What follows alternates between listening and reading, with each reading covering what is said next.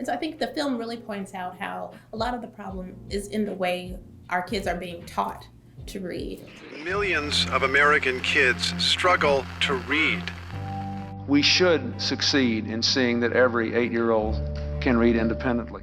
But I thought it was interesting in some of the families that were profiled in the film that the parents were actually trying to help close the gap and do some of the things that they needed to do on their end to help their kids. But that's not always easy for people to do, particularly parents of color or single parents or people who may be working, several jobs. And things like that. So what can parents do to kind of help fill in the gap where the schools are falling short? Well, I love what you bring up, because when we actually started filming, we really were focused on parent advocacy, which the parents in our film are amazing advocates for their kids.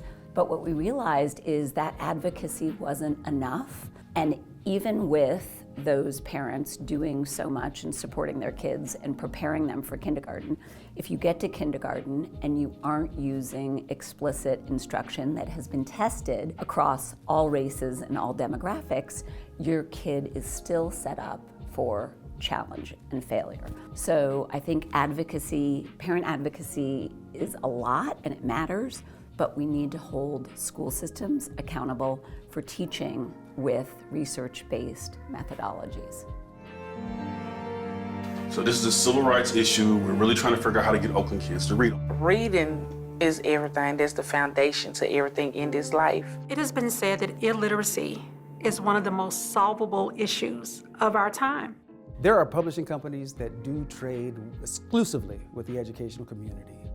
And the books that they have in the pipeline and that they continue to get renewed contracts to publish are not working.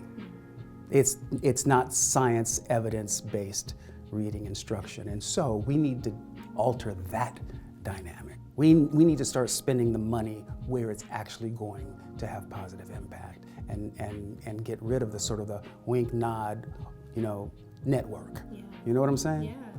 Absolutely, and I'm glad you bring that up because I was going to ask you, there is a young teacher in the film, I believe her name is Miss Causey, and she talks about her frustration. My hero. Yes, and she actually really went out of her way to do something different, but we know all teachers aren't going to be doing things like that. No, and neither should we stand in the way of those who are trying to do their best for the kids that they serve, right? So it's a multi-pronged problem, and for a multi-pronged problem, you have to have a multi-pronged approach.